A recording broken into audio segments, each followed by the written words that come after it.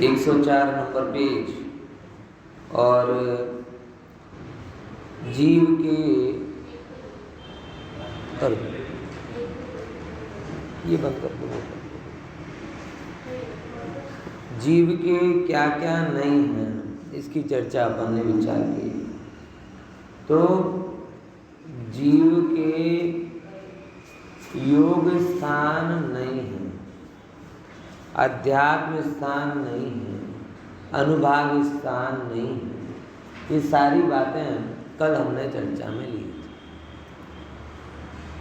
अध्यात्म की एक अलग परिभाषा भी समझी, जो पहले प्रसिद्ध थी, अब वो लगभग चर्चा में नहीं आती, इसीलिए उसको स्पष्टीकरण करना पड़ता है कि यहाँ जो अध्यात्म लिया जा रहा है ये अध्यात्म नहीं है जो आज हम समझते हैं। ऐसा शब्दों में फेर पड़ता है, बराबर ना। जैसे कि पहले के समय में असुर शब्द देवताओं का वाचक था, पता है आपको, भाषा विज्ञान में नियम आता है। पहले सब असुर शब्द देवताओं का वाचक था, उसका मतलब था कि सब ओर से जो शोभायमान है। अब धीरे धीरे क्या अर्थ में हो गया, राक्षसों के अर्थ में प्रसिद्ध हो गया। तो ऐसे ही अध्यात्म में भी आया। इसमें असुर शब्द में अवनति हुई और अध्यात्म में उन्नति हुई। पहले अध्यात्म नकारात्मक रूप में प्रयोग होता था, अब सकारात्मक रूप में प्रयोग होने लगा, बराबर। पहले आत्मा को पर रूप मानने का जो विपरीत भाव था उसे अध्यात्म कहा जाता था, और उसके कारण जो दुख होता था उसे आध्यात्मिक दुख कहा जाता था, बराबर। लेकिन अभी अध्यात्म मतलब सब ओर से एकत्व को हटाकर अपने आप पर आना, ये अध्यात्म की परिभाषा अभी प्रसिद्ध है। इसलिए जब जब भी हम गुरुदेव श्री को बोलते आध्यात्मिक सत्पुरुष, तो किस रूप में बोलते कि पर को अपने रूप बनाया, ऐसा नहीं, पर में अपनापन छुड़ाया, इस अर्थ में आता है, बराबर कि नहीं। ये बातें थोड़ी अपन ने कल चर्चा में ली थी। फिर अनुभाग तो वर्ग वर्गणा स्पर्धक आदि में आ गए। मुद्दे की बात यह है, थोड़े नेताओं के जैसे बनना चाहिए।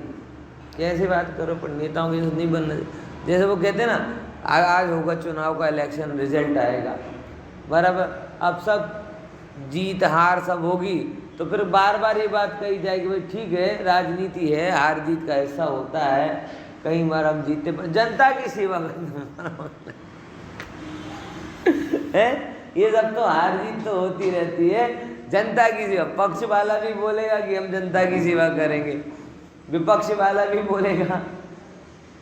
अब वो कितनी करेंगे वो तो वही जाने, लेकिन एक बात तो तय है कि वो लोग इतनी पक्की मट्टी के होते हैं कि हार जीत से ज़्यादा प्रभावित नहीं होते, बराबर ख्याल में है। अब हार जीत क्या है, ये आपके अनुभाग स्थान है जीवन में। ये क्या है हार जीत, ये आपके अनुभाग स्थान है। अनुभाग स्थान है मतलब कभी अनुकूल होता है तो सब पासे सीधे पड़ते हैं, कभी प्रतिकूल होता है तो सब पासे उल्टे। मुझे वास्तव में इस बात का बहुत पक्का विश्वास है। संबंधों में भी आप देखो, लाभ हानि में भी आप देखो, कई बार आप लाख उपाय करते हो ना, लाख उपाय करते हो ना, तो भी संबंध भी बिगड़ जाते, हानि हो जाती, तबीयत बिगड़ जाती। मतलब शादी ब्याह में बहुत विचार कर खाओ तो तबीयत बिगड़ जाए, और कुछ ना विचारो तो भी ठीक ठाक रहे। होता है कि नहीं होता है? व्यापार में कितनी बार ऐसा होता है, एक केस की अपन पूरी स्टडी करते हैं शुरू से लेकर आखिरी तक, और तो भी लास्ट टाइम पे वो अभी मूड नहीं, ऐसे चटक जाता है। और दूसरा कैसा होता है, आप उसके बारे में उत्साही हो, लेकिन तो भी वो कहता नहीं हमें आपसे ही काम कराना। क्या है ये जीव अगर थोड़ा भी विवेकी हो और थोड़ा अहंकार इसका मंद हो तो ऑटोमेटिक वस्तु व्यवस्था खुद ब खुद पता चल जाती है। ना आवड़त काम में आती, ना आपकी शक्ति काम में आती, ना आपके बाहर के किए हुए जिन्हें अपन उपाय कहते वो काम में आते हैं। भवितव्यता अपना द्वार खुद खोज लेती। ये बात इसलिए कही जा रही है कि हमारे माथे पे जो कर्तृत्व का भयंकर भूत नाच रहा है उसको कहें कि भैया तू आराम कर, शुभाशुभ संयोग ये शुभाशुभ कर्म का फल है और वो फल अपने आप चल रहा है और मैं उसका ज्ञाता मात्र हूँ। फल होने पर अगर मैं वो होता तो प्रॉब्लम होती, लेकिन मैं वो हूँ ही नहीं।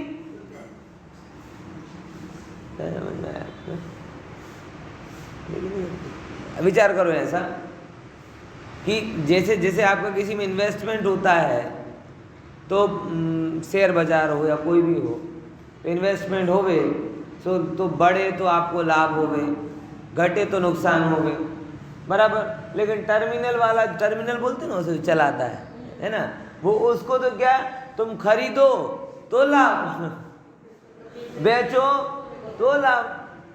मार्केट बहुत अच्छा है आप ले लो तो कह के खरीदवा देते हैं, बेच दो तो बिकवा देते हैं। अभी खराब है तो भी खरीद लो, रिटर्न अच्छा मिलेगा। है, समझ में आया कि नहीं आया? अपन ऐसे हैं, लाभ और हानि अपने में है ही नहीं। अपन तो टर्मिनल वाले आए तो जाए तो, पर लाभ कब होगा कि जब आप अपने स्थान से खिसोगे नहीं तब। आपका स्थान क्या है? ज्ञाता, दृष्टा, आत्मा। इस चीज का अभ्यास करना।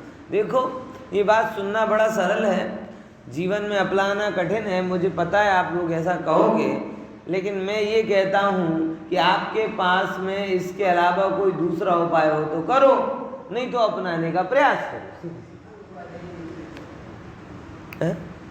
समझे कि नहीं समझे? कैंसर हो गया हो तो कीमो में बहुत तकलीफ होती है, बहुत तकलीफ होती है तो मर जाओ, सीधी सी बात है ना। अभी तक तो कोई उसका दूसरा उपाय खोजा नहीं गया।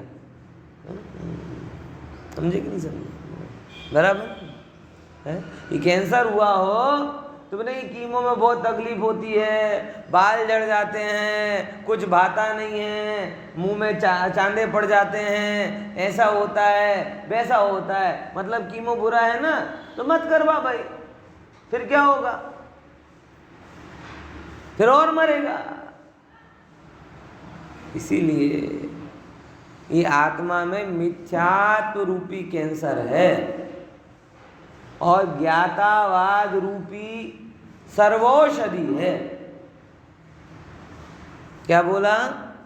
कौन सा कैंसर है? मिथ्यात्व रूपी कैंसर है।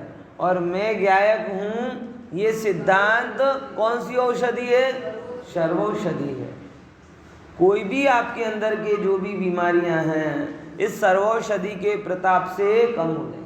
आप कहेंगे लगाने में बड़ी समस्या होती है, ऐसे सब बैठ जाएंगे तो सब दुनिया कैसे चलेगी, हाथ पे हाथ ज्ञाता हूँ कहकर बैठ जाएंगे तो नौकरी कैसे होगी, ज्ञाता हूँ कहकर बैठ जाएंगे तो रोटी कैसे बनेगी, बराबर। अरे तू लगा के तो देख, सब बनेगा, सब चलेगा, तू हिम्मत कर बस। बात इतनी सी। और कार्यों का निषेध कौन कर रहा है? कर्तृत्व का निषेध कर रहा है। समझ में आया कि नहीं आया? क्या बोला? कार्यों का निषेध नहीं है, कर्तृत्व का निषेध है। शशि शांति करन तप हरण हेत स्वयमेव तथा तुम कुशल देत पियत पीयूष ज्यों रोग जाए त्यों तुम अनुभवते भव नशाए। बोलो देखिए, जलपा भाई पढ़ी होगी ना अभी तो क्लास में ये स्तुति, जिनेश भाई ने भी पढ़नी चाहिए है। अपूर्व भाई, क्या मतलब था इसका? देव स्तुति अंतिम सेकंड छंद है लगभग। शशि शांतिकरण, जैसे चंद्रमा से शांति रूप कार्य हो रहा, लेकिन चंद्रमा को कर्तृत्व नहीं। बात समझो, हम समझते हैं कर्तृत्व को हटाने से कार्य का निषेध हो जाएगा, ये गलत बात है। कार्य कारण कार्य के नियम से चल रहा है और कर्तृत्व मिथ्यात्व से चल रहा है। आएगी नहीं बात, समझे? कार्य कैसे हो रहे हैं? कार्य होना होता है तो तदनुकूल कारण आ जाते हैं। कार्य तो कारण से हो रहा है, बराबर। यहां कार्य कारण का निषेध नहीं किया, कार्य कारण का निषेध करना तो मूर्खता है। यहां किसका निषेध किया?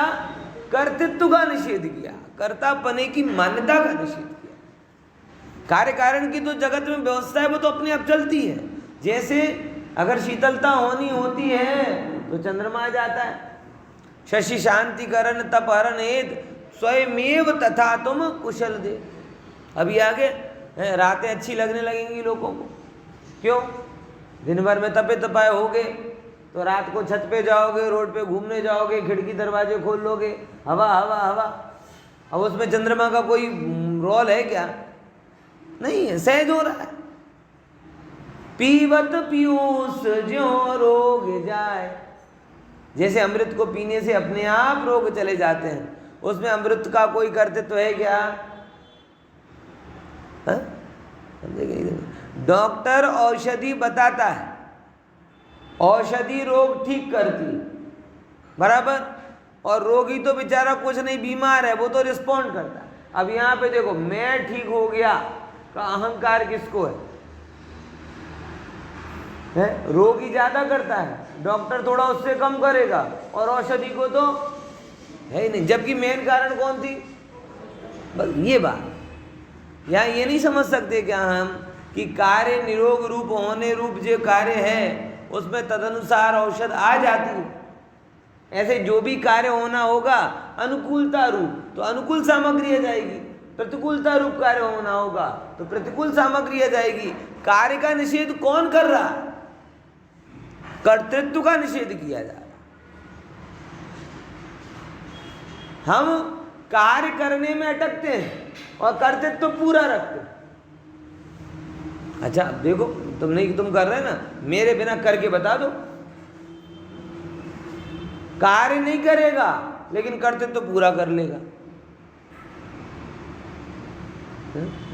मैं प्रवचन नहीं करता ना, हाँ नहीं करते, तब ठीक है, कल से देखो कौन कौन आके बैठता है यहाँ, मैं देखता हूँ। अब ये तो करने रूप कर्तृत्व हुआ। और जब मैं नहीं करता ना, अच्छा मैं कुछ नहीं करता, अब अपूर्व भाई तुम संभाल लो। अब इसमें क्या रहा? नहीं करने रूप कर्तापन। ये बड़ा खतरनाक कर्तापने का रूप है। कोरोना से का दूसरा वेरिएंट है तो ओमिक्रॉन, वो तो थोड़ा लो क्वालिटी का था, ये हाई क्वालिटी का। कार्य को करते हुए कर्तापना वो तो ठीक है, लेकिन मेरे बगैर कार्य हो ही नहीं सकता, ऐसा कर्तापना, ये तो महाकर्तृत्व बने की बात। मैं ये नहीं सोच सकता क्या कि देखो भैया, अगर इतने लोगों की लायकात है जिनवाणी ये अकर्तावाद की बात सुनने की है, तो मैं नहीं होऊंगा तो कोई दूसरा होएगा। और मैं नहीं होऊंगा क्यों? अगर मेरा ही होने योग्य होगा तो मैं क्यों नहीं होऊंगा? प्रश्न है। ये भी तो एक विचार है ना, है? कि मैं नहीं होऊंगा तो कोई दूसरा होगा, ये बात भी सही है अपनी जगह। लेकिन अगर मेरा यहाँ होना ही है तो मैं नहीं क्यों होऊंगा? है? तो क्या ये विचार मेरे लिए आनंददायक नहीं है कि देखो भैया, सबकी लायकात होती है, सबकी योग्यता होती है, तदनुसार निमित्त भी आते हैं। योगानुयोग इस कार्य का परम निमित्त मैं बन रहा हूं, पवित्र निमित्त मैं बन रहा हूं, तो क्या बुराई है? बढ़िया। कल के दिन कोई आ जाए, अच्छी बात है, और अच्छे निमित्त से सुनने को मिल रहा है, मैं भी सुन लूंगा, उसमें क्या बुराई है? कल के दिन लोग चले जाएं तो भी क्या दिक्कत है? गले को आराम मिलेगा, उसमें क्या बुराई है? विचार करके देखो, समझ में आया? ये जब आप कर्तृत्व छोड़ते हो ना तो सारे दुख छूट जाते हैं। ध्यान से समझना, कारण कार्य का निषेध कभी नहीं होता, कर्तृत्व का निषेध होता है। कर्तृत्वपणा मतलब मान्यता, और कारण कार्य तो जगत का सत्य है, और कर्तापना जगत का कोड़ है। हम कोड़ के चक्कर में सत्य को नहीं भूलना चाहते। ये बात आई कि नहीं, ये समझ लो फिर से। कारण कार्यपना कुदरत का सत्य है, और आकार में कार्य जोड़ लेना ये कोड़ है। तो हमें रोग को हटाना है, रोगी को नहीं। समझे कि नहीं समझे? क्या बोला? ये लाइन को समझना, रोग को हटाना है। ये जो हमारे अंदर में कोड़ रूप, मैंने ऐसी दवा दूंगा ना मर्ज रहेगा ना मरीज। बोलो, मर्ज समझते ना, बीमारी, और मरीज जिसको है, वही डॉक्टर बोले ऐसी दवा दूंगा ना बजे, क्या ना रहेगा बांस ना बजेगी, दर्द ही खत्म तो दर्द खत्म, मरीज खत्म तो मर्ज खत्म। तो कारण कार्य व्यवस्था तो वस्तु का सत्य है, और कर्तृत्व तो कोड़ है। आचार्य वस्तु के सत्य को जुटलाना नहीं चाहते, वो सत्य के नाम पर जो कोड़ आपके अंदर में हुआ है, जो कैंसर आपके अंदर में हुआ है, उसका इलाज करना चाहते हैं। समझ में आया कि नहीं आया? कितना सहज हो। अभी मंदिर का प्रोग्राम हुआ, पूर्व भाई ने भी सब लिखा, कितना बढ़िया लिखा, अच्छा लिखा है भाई। सबका सब जोड़े थे। अब ये सब जुड़े, सब ने किया, हमें पता है कि भाई बहनों ने सजाया, साफ सफाई की, भाइयों ने व्यवस्था की, ट्रस्टियों ने किया, सब लोग जुड़े। अब कितना अच्छा नहीं, सत्य यही है कि सब कार्य हो गया। अब ये माने कि देखो भैया होने योग्य कार्य है, ये हुआ। ऐसे जानकर सब एक प्लेटफॉर्म पर एक दूसरे को अप्रिशिएट करें तो कितना अच्छा लगे। अब खींचता नहीं, तुमने कुछ नहीं किया, मैंने किया, मैं सफाई नहीं करता तो तुम्हारा क्या होता, प्रोग्राम रद्द हो जाता। तो ट्रस्टी का अगर मैं फंड नहीं देता तो तुम कहाँ से सामान ले आते? वो कहते भले ही सफाई कर लेते, सजाते नहीं तो कैसा लगता। माइक वाला भी कहे मैं माइक ही नहीं चलाता तो तुम क्या कर लेते, और मैं फूल आके बैठ जाऊँ, लाओ कर लो, शांति हिम्मत हो तो कर लो। ऐसी जो अगर खींचतान होवे तो क्या लगे शरीर में, कैसा लगे, शोभा को प्राप्त हो, और सब अपना पूरा इन्वॉल्व करें, सब 100% कारण कार्य व्यवस्था में जोड़े, और 1% कर्तृत्व ना ले। ये नियम है भाई साहब। सामूहिक कार्य का जब अपन बोलते हैं टीम वर्क का नियम ही ये होता है कि जब भी आप काम करो श्रेय मत लो। श्रेय लेना जब टीम में चालू हो जाता है तो काम, और रविंद्र पंडित जी एक सुंदर बात कहते हैं, काम खुद करो और श्रेय दूसरों को दो। ये बहुत अच्छी बात कहते हैं। ऐसा कैसे हुआ साहब, मोदी करे तो मोदी को, अरे तुम राजनीति छोड़ो, आपको क्या करना है, अगर धार्मिक रूप में बात कर रहा हूँ, आपको क्या करना है, समाज का सबका अच्छा काम करना है। बीच में विचार आ रहा है तो बता देता हूँ, बहुत बढ़िया विचार है कि जब भी आप कार्यकर्ता के रूप में काम करो ना, तो आप तो, हम ये मान के चलते हैं कि इस चीज को आप समझ चुके। कौन सी चीज? ये होता स्वयं जगत परिणाम, मैं पर का करता है। तो आपके लिए श्रेय देना भी नकामा, आप तो स्वस्थ हैं। कॉम्प्लीमेंट की जरूरत एक औषधि जैसा होता है। किसको जरूरत ज्यादा पड़ती है? जो बीमार। अब जो इस बात को समझा नहीं और थोड़ी कॉम्प्लीमेंट करने से, थोड़ा श्रेय देने से वो आगे आता हो, तो उसके ऊपर ट्रांसफर करो। मेरे लिए तो, मैं तो स्वस्थ हूं, मुझे तो कोई दवा की जरूरत नहीं, मुझे तो पता है कि भोग के कार्य में जुड़कर मैं बिगाड़ करूंगा और धर्म के कार्य में जुड़कर मैं मेरा सुधार करूंगा। अब इसके लिए मुझे श्रेय मिले तो भी जीरो, ना मिले तो भी जीरो, क्योंकि मैंने समझ लिया है कि सत कार्य का फल स्वयं सत होता है। कोई ये कहे कि सत हो गया तो हो गया, ऐसा कहां है। इसीलिए कार्य स्वयं करो और श्रेय किसको दो? जो कर नहीं रहा, अभी करना चाहता है, उसको थोड़ा ट्रांसफर कर दो ना।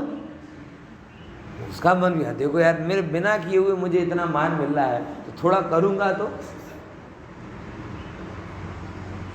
बिना किए हुए मुझे क्या हो रहा है, इतना मान मिल रहा है, अगर करूँगा तो और थोड़ा अच्छा लगेगा तो कार्य में जुड़ेगा तो अपने अहंकार को छोड़ेगा, तत्व को सुनेगा, फिर यही बात आगे करे। तो ये पासिंग ऑन द पार्सल नहीं हो जाएगा। आप सहजता से अपना कार्य कर लिए, अन्य को थोड़ा उत्साहित किया, वो कार्य करने आगे आया, वो भी इस बात को समझ गया, अब वो खुद काम करे और आगे दूसरों को पार्सल करे। समाज का जो उद्धार है ना, वो इस पद्धति से होता है। और जब समझ लो समाज में कार्यकर्ता कम हो जाएं और नेता बहुत हो जाएं, खत्म। क्योंकि नेताओं को काम नहीं करना, नेताओं को क्या लेना है, शेल। जब ये होड़ चालू हो जाए कि मैंने किया, मैं नहीं करता तो कैसे होता, तब समझ लो ना वो कार्य होगा ना कुछ।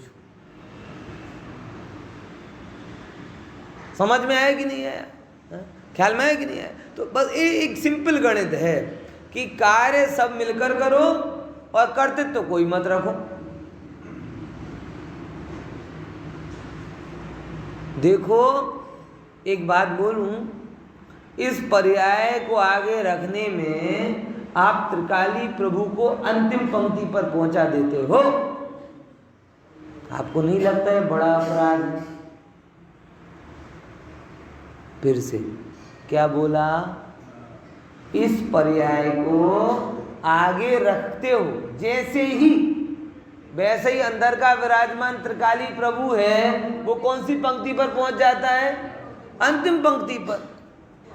नरेंद्र मोदी आए और मंदिर में विधान में आए और नीचे सीढ़ियों पे बैठ जाए, कैसा लगे, अरे बाप रे क्या हो गया,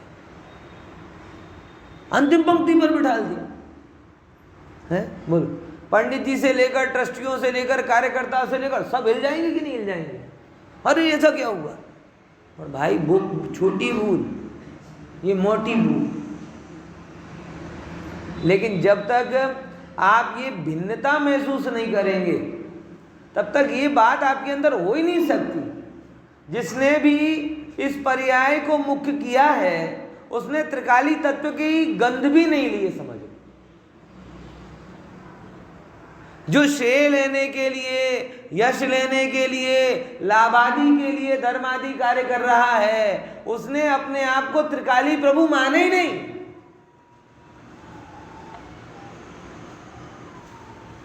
उसका मोह नाच रहा है, अनंत संसार खड़ा है उसका। समझ में? धर्म के कार्य भी उसके मोह को हटाने में सक्षम नहीं होंगे, क्योंकि धर्म का घात करके वो धर्म के कार्य कर रहा है। समझो क्या शब्द बोल रहा हूं, ये बड़ा गहरा शब्द है भाई साहब, बहुत गहरा शब्द। धर्म का घात करके धर्म कार्य करना, ये क्या मतलब हुआ इसका?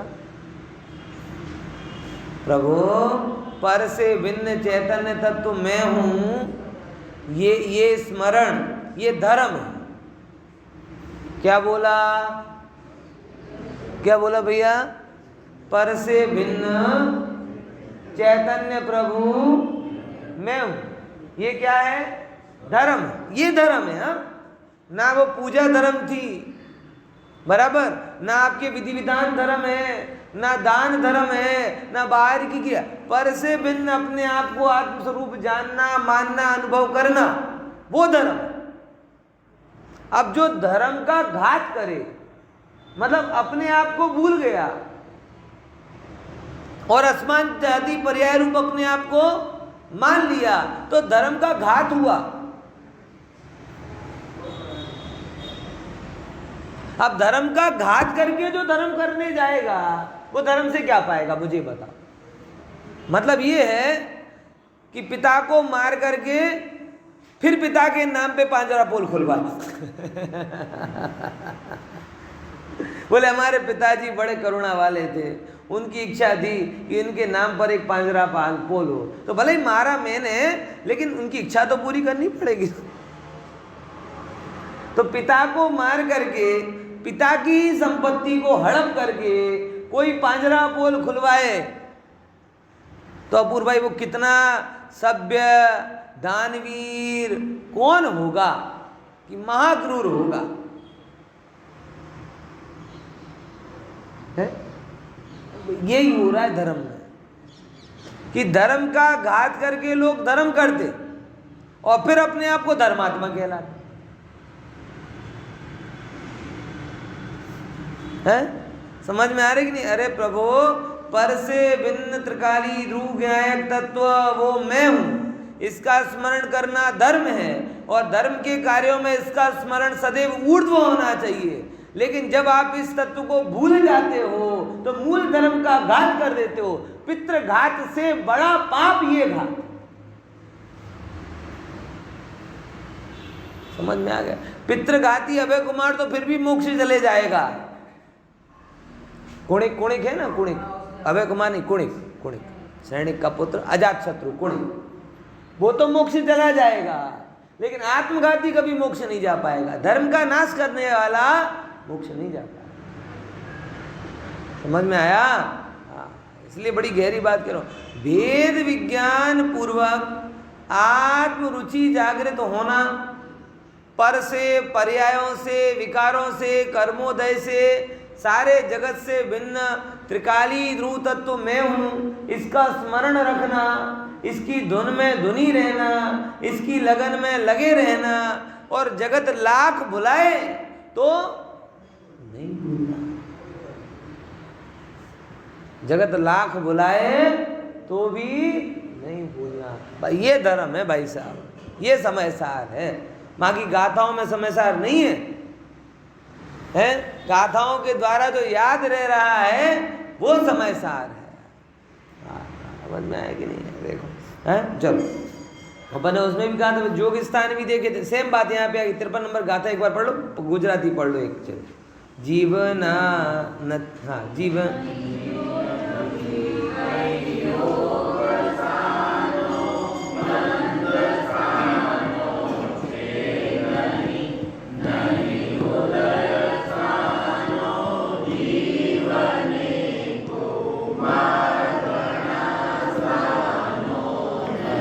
योग स्थान भी कल देखे थे, चर्चा की। बंद स्थान भी समझ लो जरा।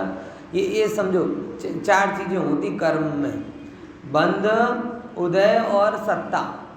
क्या होती हैं? 4 चीजें होती। जैसे कि अपने वर्ग वर्गणा स्पर्धक समझे थे ना, ऐसे ही कर्म जब आते हैं, बनते हैं, तो उनमें 3 ऑप्शन पड़ते हैं। कौन कौन से? बंध, सत्ता और उदय। बंध क्या होता है? देखो, ऐसे समझना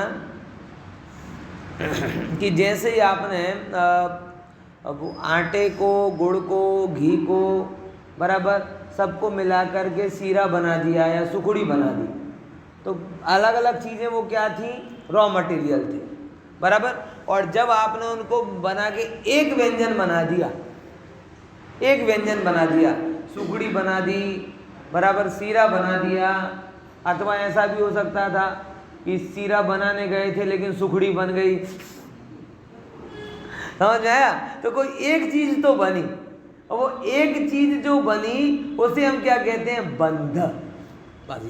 इसे शास्त्र में क्या परिभाषा दी जाती है? अनेक वस्तु में, सिद्धांत प्रवेश का, अनेक वस्तु में एक पणे को बंध। आगे नहीं है? अनेक वस्तु सब अलग अलग थी ना, लोट अलग था, गुड़ अलग था, आटा अलग था, घी अलग था, और उनको मिला के हमने क्या बना दिया? एक। तो वो कहलाता है एक पना। तो जो अनेक वस्तुओं में एक पना आया, एक अवस्था से हम कहने लगे। कभी हम ये नहीं कहते लोट घी वो आपो, क्या बोलते हैं? सीरा आपो, हलवा दो, सुखड़ी दो, मिठाई दो, सब्जी दो, हैं? तो वे क्या हुआ? सब्जी का बंध है, रोटी का बंध है, सुखड़ी का बंध है, ये सब बंध। क्योंकि अलग अलग अवस्थाओं को, पदार्थों को एक अवस्था के नाम पर आप कह रहे हो। अब देखना, जैसे ही बंध होता है ऐसे ही जीव और कर्म का बंध। जीव अलग, कर्म अलग, लेकिन कुछ बीच में हम उठापटक करते कि नहीं करते? कषाय के कारण, मोह के कारण पर को अपना मानते, पर में अच्छा बुरा मानते, क्रोध मान माया लोभ आदि में पड़ते। बराबर ना, ये सारे भाव करते हैं। और जैसे ही जब हम इन भावों में पढ़ते हैं वैसे ही कर्म परमाणु आकर जीव के साथ में संबंध बना लेते हैं। बस वो दोनों की अवस्थाओं को बोला गया है बंध। समझ में आया? क्या बोला गया उसको? बंध। अब देखना, जैसे ही ये बंद होता है वैसे ही उसकी स्थिति पड़ जाती है, उसका रस पड़ जाता है। हो जाता कि नहीं होता? जैसे हलवा बना तो पता चल गया ना कब तक अच्छा रहेगा। हर चीज में बनने के बाद बेस्ट बिफोर यूज्ड क्यों लिखा रहता है? कि भाई उसकी स्थिति ऐसी, अगर खोलोगे नहीं तो 12 महीने, खोलोगे तो 1 महीने, खोलोगे तो 8 दिन, है ना? ऐसे आती ना अलग अलग। तो जैसे ही उसमें क्या होती है, कोई भी बंद पड़ता है तो उसकी स्थिति पड़ जाती है, और कोई भी बंद होता है तो उसका रस यानी फल पड़ता है। पड़ता कि नहीं पड़ता? अलग अलग कोई भी चीज, ये जितनी भी वानगियां बनी हैं ये सब बंद से बनी। बंद के बिना एक वानगी नहीं बन सकती। जितने भी व्यंजन बनते हैं ये क्या हुए? चाइनीज नूडल अपना समोसे में डाल दिया तो क्या बना दिया उसको? Spring roll. ये फ्यूजन है, बंद है। जितनी भी चीजें हैं वो सब बंद की बनी हुई है। वस्तु अपने रॉ मटेरियल के रूप में तो कहाँ इतने अलग अलग रूपों में होती है, लेकिन जैसे ही आपस में मिलाना चालू करते हो तो 50 चीजें बन जाती हैं। तो संसार किसका नाम है? मिलावट का नाम। जीव जीव में रहे, पुद्गल पुद्गल में रहे, तुम्हारे आजू बाजू अनंत कर्म पड़े हो, रत्ती भर फर्क नहीं पड़ता। सबसे श्रेष्ठ एग्जाम्पल है सिद्धशिला। अब सिद्धशिला में निगोदियां हैं कि नहीं है? कर्म वर्गणाएं हैं कि नहीं है? कितनी कर्म वर्गणाएं हैं? हर कलर हर डिजाइन की हैं कि नहीं है? है ना? साथ में नरक जाने लायक भी हैं, तो स्वर्ग जाने लायक भी हैं, और सिद्ध भगवान भी हैं। सिद्ध भगवान के अंदर जहाँ सिद्ध भगवान विराजमान है वहीं पे निगोदिया भी हैं। अब निगोदिया उनसे प्रति समय आयु बांध रहा है। श्वास के 18वें भाग जन्म मरण करके अगले भाव की आयु बनती, उसके आगे तो बनती नहीं है। तो आयु का बंडल तो लेके आएगा नहीं। ऐसा थोड़ी कि होलसेल में लेकर आ जाए 30 आयु, जैसे अपन दवा नहीं ले आते शुगर की, बोले रोज खानी है ना तो 3 महीने की ले लो। ऐसे अब हर श्वास के अंतर वो मरना ही है ना, तो क्या करो, एक साथ 50-100 भाव की आयु बांध। बोले नहीं, वो इतना सा बेहोद होगा ना तुम्हारा 1 सेकंड का भाव, तो 1 सेकंड के भाव के भी 3 हिस्से होंगे, और उसमें ही अगली भाव की आयु बंधेगी। बराबर ख्याल में आ गया? मम्मी मुझे रोज बोले कि जा बेटा कल शुगर की गोली ले आना, फिर घर पहुंचू फिर जा बेटा शुगर की गोली ले आना, फिर तुम कैसी मम्मी एक साथ मंगा लो ना, है कैसे रहे? मगर भाई ये आयु कर्म में नहीं चलता। यहाँ तो दिन में 1 बार बोल रहा है, यहाँ हर सेकंड आयु बांध रहा है। सरल भाषा में कह, हर सेकंड में त्रिभाग होता है और हर सेकंड में बंध रहा है। यानी वहीं बैठे बैठे अनंत निगोदिया जीव त्रिभाग में अनंत बार आयु बांध रहे, और सिद्ध भगवान को अंश मात्र भी आयु नहीं बंध रही। कर्मों के बीच में नहीं है ऐसा नहीं, लेकिन कर्मों को बांधने का कारण जो रागादि वर्गणाएं हैं वो नहीं है, इसीलिए नहीं बंधती। समझ में आया कि नहीं आया? ये सिद्ध होता है। देखो तो स्थिति और अनुभाग जो आपके बनते हैं, जैसे ही चीज बनती है वैसे उसके अंदर स्थिति अनुभाग आ जाते हैं। अब आचार्य कह रहे हैं कि जब तू बनता ही नहीं है, अब देखो स्वरूप देखो, जब तू ये बीमार हो तो एम्बुलेंस काम की, बीमारी ना हो तो एम्बुलेंस गाय की, मरे तो सब वाहिनी काम की। ऐसे ही घर के आगे कोई सब वाहिनी खड़ा कर दे आपके, और कहे कॉल आया था भाई साहब कौन आ रहा है जल्दी आओ, सब वाहिनी समझ गए ना? है होती कि नहीं होती? आपके घर के आगे सुबह सुबह कोई प्रैंक जैसा करे, सुबह आप उठो और क्या खड़ी हो, आपको डेड बॉडी ले जाने वाली वैन, बराबर, और आपसे आके बोले कि भाई साहब कॉल आया था किसको जाना है जल्दी करो मुझे दूसरी डिलीवरी भी है। है? बोलो कैसा लगे? अरे कोई मरा नहीं है तो सौवाहिनी किस काम की? अब यहां पे समझना, अरे जीव बंधा नहीं है तो स्थिति अनुभाग किस काम की? तो हम हमेशा रोते हैं, ना जाने कब कर्म का उदय टलेगा, कैसा भयंकर कर्म का उदय है, ऐसा उसका फल भयंकर है। कई लोग तो बोलते पूरी जिंदगी संघर्ष किया, यानी वो किसको मुख्य कर रहे हैं? स्थिति को। कैसा भयंकर कर्म का उदय, निकलता ही नहीं, वो किसको मुख्य कर रहे हैं? अनुभाग। आचार्य कह रहे प्रभु तेरे अंदर में बंधन ही नहीं है, जब बंधन ही नहीं है तो स्थिति कहां से आएगी? बंधन ही नहीं है तो अनुभाग कहां से आएगा? बोले ये सब देख रहे चारों आजू बाजू क्या है? बोले तू एक काम कर, इसको इस रूप रहने दे, बस तू अपने को आत्मरूप मान। बोले कैसे मान लूं? दुकान चल नहीं रही, तबीयत खराब है, परिवार में समस्या है, शरीर में ये है। बोले तू आत्मरूप मान रहा है कि नहीं मान रहा? बोले कि नहीं मानूंगा, तो बोले बंद है। और आत्मरूप मान ले तो बंद। अब तुम ये सोचो कि मैं तन रूप अपने आप को मान लूं, संयोग रूप अपने आप को मान लूं और कर्म का उदय मुझे ना अड़े, ऐसी कोई व्यवस्था करो। समझो पंडित जी, आप तो बहुत जानकार हो, कुछ आप ही बताओ मार।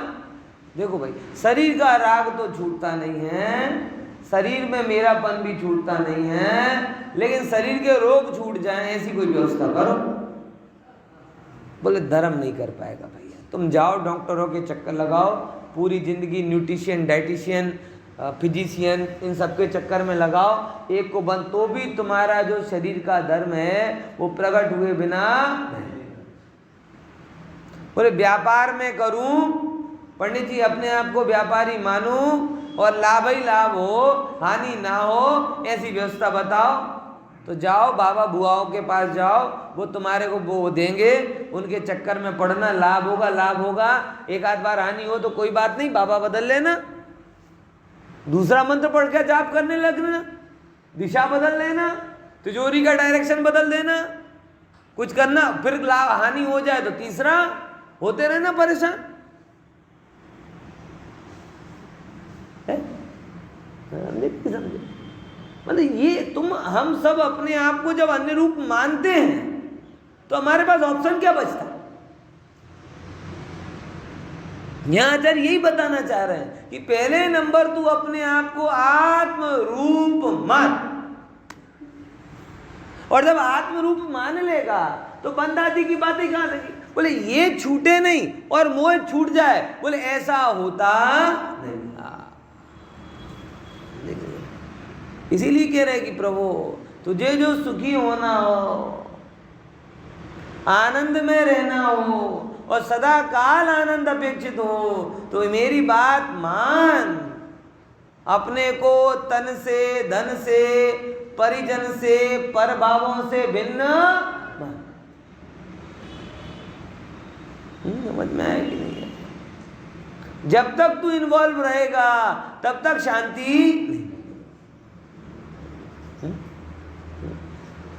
गरम तवे पर बैठे और बोले कि सीधा सीधा बैठा रहूं, कैसे प्रॉब्लम पॉसिबल? तुझे वो तवा छोड़ना पड़ेगा। तवा छोड़ना पड़ेगा।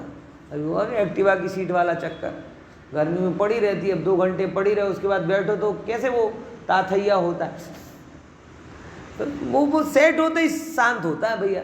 जब तक शीतल नहीं होगा तब तक तुम कैसे शांति से बैठ जाओगे? बस यही बात यहां पर है। हमको कहां अपने आप को जोड़ना है और हम कहां अपने आप को जोड़ रहे हैं? बस जहां जोड़ रहे हो उसके परिणाम स्वरूप सुख दुख उठा रहे हो। अनादि काल से सुख दुख उठाने का मूल कारण ही ये है कि अपने में जुड़ान नहीं।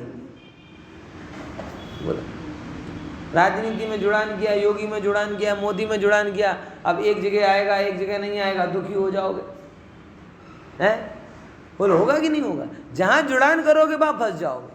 आचार्य कह रहे मुझे अब किसी के साथ जुड़ना, ये जुड़ान से संसार हुआ है। समझे कि नहीं समझे आप?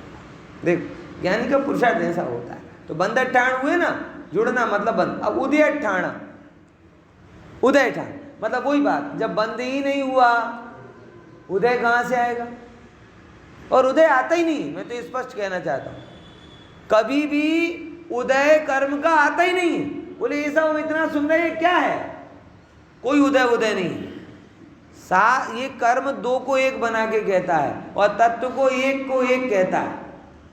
कर्म की जो भी बात है ना व्यवहार की है, तत्व की बात है वो परमार्थ की है। जिसे तुम कर्म का उदय कहते हो, सात तत्व की भाषा में वो क्या है?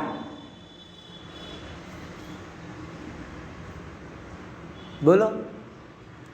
आघाती कर्म का उदय सात तत्व की भाषा में क्या है? हे है, ज्ञे है, उपादेय। फिर से गहराई से उत्तर देना। सात तत्व फिर से समझना। कर्म सिद्धांत की भाषा व्यवहार की है, क्योंकि यहां दो को एक कहकर कहा जाता है। कर्म और जीव अलग अलग हैं अनादि से, लेकिन उनको एक रूप कहा जा रहा है कि एक जीव कर्म को बांधता है, कर्म जीव को फल देते हैं।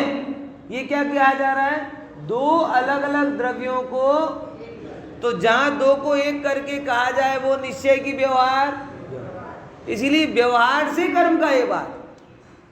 तत्व दृष्टि कैसी होती है? एक को एक करके कहती, जैसी है वैसी कहती। अब निश्चय के एंगल से इन कर्मों को देखो, उदय देखते हैं कैसे। निश्चय की दृष्टि से जो भी आघाती का उदय है, आघाती का उदय मतलब क्या? बढ़िया मकान मिला, बढ़िया परिवार मिला, सुंदर बलवान शरीर मिला, गाड़ी बंगला मकान सब मिला, बराबर, ये शुभ कर्म का उदय है। तत्व की दृष्टि से कौन से तत्व हैं?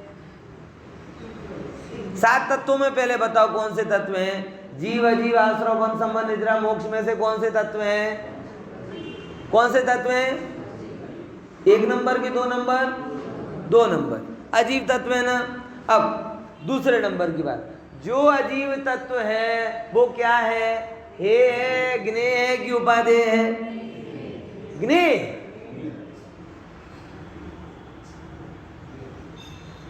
जितना भी आघाती का उदय है वो सब क्या है मेरे लिए? ज्ञे नाम का। अब बताओ कहाँ का उदय? अच्छा उदय आए तो जानना है, बुरा उदय आए तो जानना। मुनिराज चक्रवर्ती के महल में चले गए तो जान रहे, जंगल में चले गए 5000 लोग सुनने आ गए, 5 लोग भी सुनने नहीं आए।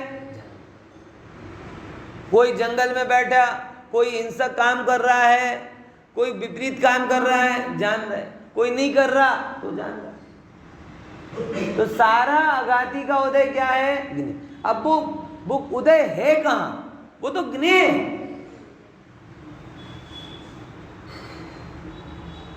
उदय है कहां? उदय तो दो को एक मिलाकर व्यवहार से कहा जा रहा है। अरे मेरे अकाउंट में आए तब बात है ना, मेरे अकाउंट में तो आता ही नहीं। अब फिर दूसरे नंबर के घाती का उदय, घाती का उदय, घाती के उदय में देखें अपन जरा, ज्ञानावरणी के उदय के कारण थोड़ा सा ज्ञान हो रहा है, ज्यादातर ज्ञान नहीं हो रहा। वो क्या है? आचार्य कह रहे कि कम ज्ञान हो चाहे ज्यादा ज्ञान हो, ज्ञान तो ज्ञान है और ज्ञायक स्वभाव उपादेय। आई कि नहीं यही बात? आई समझ में? फिर से परमागम में इतनी जल्दी नहीं पढ़ पाओगे सब, थोड़ा गहराई से ही पढ़ना पड़ेगा। परमागम में तो उभी को होती है, पढ़ो और आगे बढ़ो, पढ़ो और आगे बढ़ो। हाँ, हमने ये गहरी बात है, थोड़ा समझो। ज्ञानावरणी के उदय से ज्ञान नहीं हो रहा और क्षयोपशम से ज्ञान हो रहा। अब जो ज्ञान हो रहा है वो क्या है? कम होवे चाहे ज्यादा होवे, बराबर, वो ज्ञान तो नेग्लिजिबल, ज्ञायक स्वभाव उपादेय। और वो ज्ञायक स्वभाव कर्म के द्वारा है क्या? बोले ज्ञायक स्वभाव को तो कर्म छूते तक नहीं, तो ज्ञान की कम ज्यादा बना वो तो कोई मतलब का नहीं रहा। दर्शन उसके साथ साथ चलता है। शक्ति कम ज्यादा होना अलग अलग बात है, लेकिन शक्ति आत्म रूप लगने में लग रही है कि अन्य कहीं लग रही है, ये प्रश्न। मुख्य बात कहाँ पे आती है फिर? मोह कर्म। तो मोह के उदय में जो हो रहा है, क्या हो रहा है? मोह के उदय में क्या हो रहा है? जो राग की गलगलियां छूट रही और द्वेष के कारण आंसू निकल रहे, ये सब हो रहा है मोह के कारण विपरीतता। अब देखो ये कौन से तत्व हैं? बोलो, तत्व कौन से? राग का आनंद, द्वेष का शोक, मोह की अज्ञानता, ये कौन सा तत्व है? आश्रव तत्व। और इसमें अटकना कौन सा तत्व है? बंध तत्व है। और आश्रव और बंध तत्व क्या है? हे है कि ज्ञेय की उपाधि?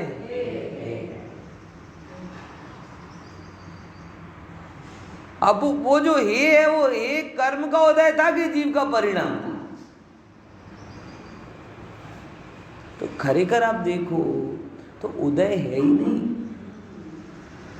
उदय व्यवहार से कहा जाता है, उस उदय के बीच में भी चैतन्य सत्ता तो वैसी की वैसी ही है।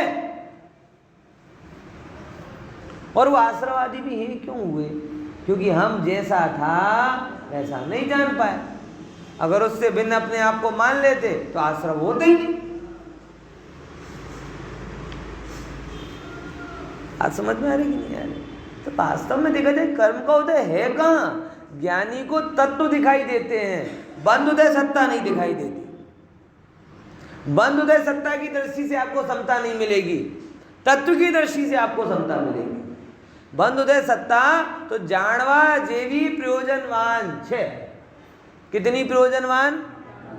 अब सारा जगह उदय बदलने में लगा हुआ है। कोई महावीर जी जा रहा, कोई शिखर जी जा रहा, कोई सिद्ध चक्र विधान करा रहा, कोई उपवास कर रहा, कोई व्रत, सब काहे के लिए? बाहर का उदय बदल। मोह क्षीण हो जाए इसकी भी किसी को नहीं पड़ी, क्योंकि जिसका मोह क्षीण होता है उसे ऐसी खुरापात सूझती नहीं। जिसका मोह माथे नाचता है ना, वही अगाधी को मैं अरेंज करने में लगता है।